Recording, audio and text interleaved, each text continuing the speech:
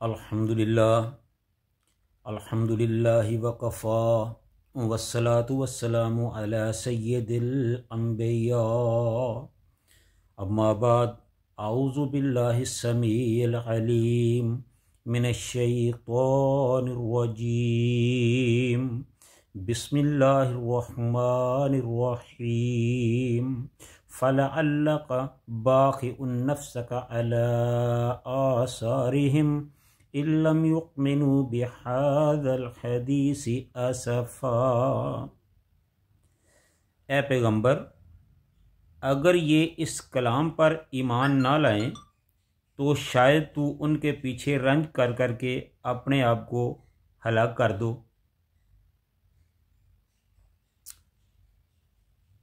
हर किस्म की हम्द सना अल्लाह ताला की ज़ात वाला सफ़ात के लिए, जो सारे जहानों का खालिक व मालिक और परवरदिगार है, और लाखों करोड़ों दुरूद व सलाम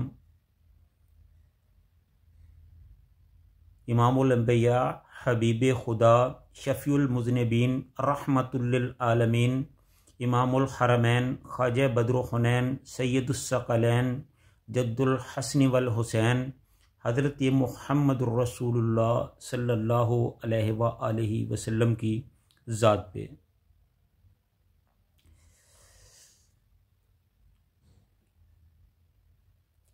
ये जो मैंने आपके सामने आयत तिलावत की है, ये सूरह कहफ की 6 नंबर आयत है।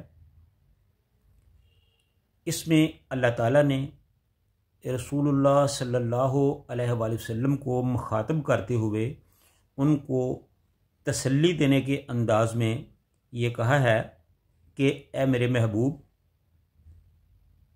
ये तू जिन लोगों को तबलीग कर रहा है, वाज़ो नसीहत कर रहा है, वो तेरी बात को नहीं मान रहे, तो इस मामले में तू ज़्यादा परेशान ना हो। क्या तू, अगर वो तुम पर ईमान नहीं लाते, कुरान पर ईमान नहीं लाते, तो आप इस रंजो गम में क्या अपने आप को हलाक कर डालोगे?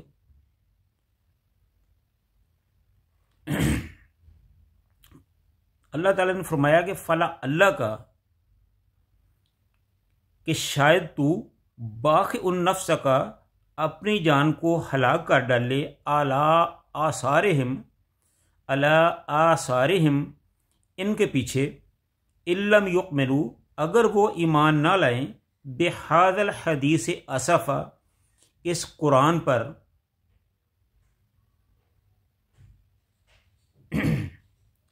मुशरिकीन जो आपसे दूर भागते थे, ईमान ना लाते थे, इस पर जो रंज और अफसोस आपको होता था, इस पर अल्लाह ताला आपकी तसल्ली के लिए ये कह रहे हैं कि ए मेरे महबूब सल्लल्लाहु अलैहि वसल्लम, कि ये तू जिन लोगों को वाज़ो तबलीग कर रहा है, अगर ये तुम्हारे कहने पर ईमान नहीं लाते, तो क्या तू इनके इस रवैये पर अपनी जान को हलाकत में डाल लेगा?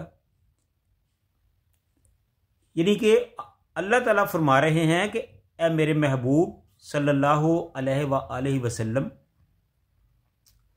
तेरा काम सिर्फ वाज़ो तबलीग करना है, इन लोगों को, ना मानने वालों को डराना है, ईमान लाने वालों को खुशखबरी देना है।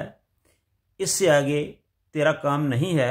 किसको नसीहत करनी है, किसको ईमान नसीब होगा, किसको हदायत देनी है, ये मुझे पता है, ये मेरा काम है।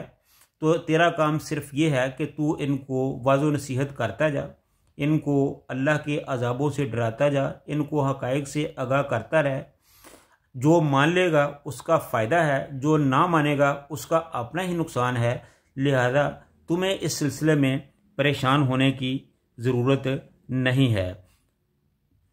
एक और आयत में अल्लाह ताला ने फरमाया कि इन पर इतना रंज ना कर, और रंज ना कर। एक और जगह पर है कि अल्लाह ताला फरमाते हैं कि इन पर इतने गमगीन ना हो, इनके ईमान ना लाने से अपने आप को हलाक ना कर। यहाँ भी यही फरमाया है कि ये इस कुरान पर ईमान ना लाएं तो तू अपनी जान को रोग ना लगा ले, इस कदर गमो गुस्सा रंज अफसोस न कर, ना घबरा, ना दिल तंग हो, अपना काम किए जा, तबलीग में कोताही ना करो, राह याफ्ता अपना भला करेंगे। राह याफ्ता अपना भला करेंगे, यानी जो मान लेंगे वो अपना ही भला करेंगे, और जो ना मानेंगे, जो गुमराह होंगे, वो अपना ही बुरा करेंगे। हर एक का अमल उसके अपने साथ है।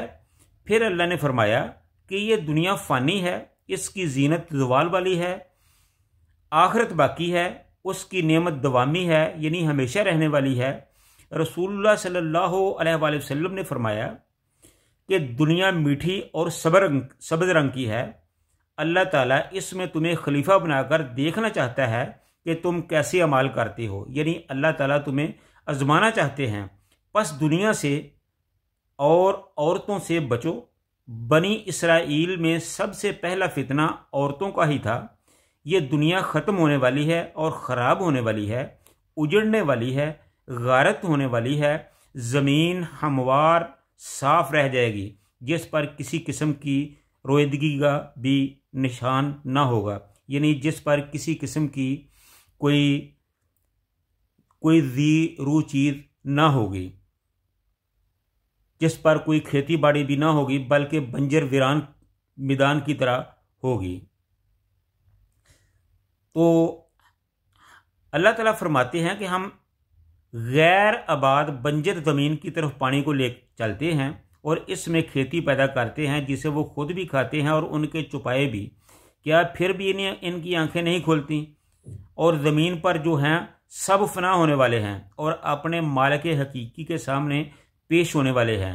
बस तू कुछ भी इनसे सुने, इन्हें कैसे ही हाल में देखे, इन पर मुतलक अफसोस और रंज ना कर। यानी रसूलुल्लाह सल्लल्लाहु अलैहि वसल्लम को फरमाया है अल्लाह ताला ने कि ए मेरे हबीब सल्लल्लाहु अलैहि वसल्लम, आपका काम इनको वाज़ो तबलीग करना है, इनको हलाल से ख़बरदार करना है, इनको अच्छाई का बताना है, इनको बुराई से रोकना है।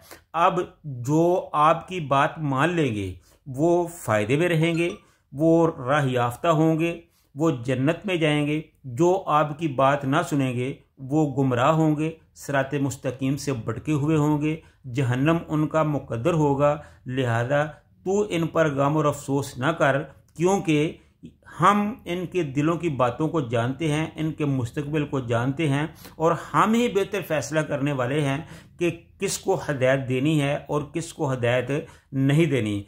तो तू अपना काम किए जा और अंजाम को हम पे छोड़, हम जो बेहतर समझते हैं वही करेंगे।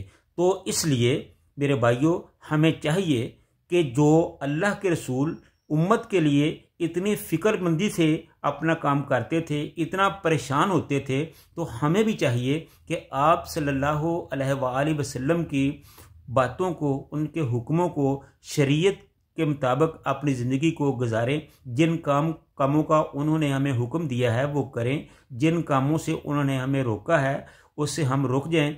इससे अल्लाह भी खुश होगा और क़यामत के दिन अल्लाह के रसूल भी खुश होंगे और हमारे लिए भी उखरवी निजात का ये चीज़ सबब बनेगी। इसलिए अल्लाह ताला से दुआ है कि अल्लाह ताला हमें अपनी शरीयत कुरान और सुन्नत पर अमल करने की तौफीक अता फरमाई। व आखिरु दावाना अनिल हम्दुलिल्लाहि रब्बिल आलमीन।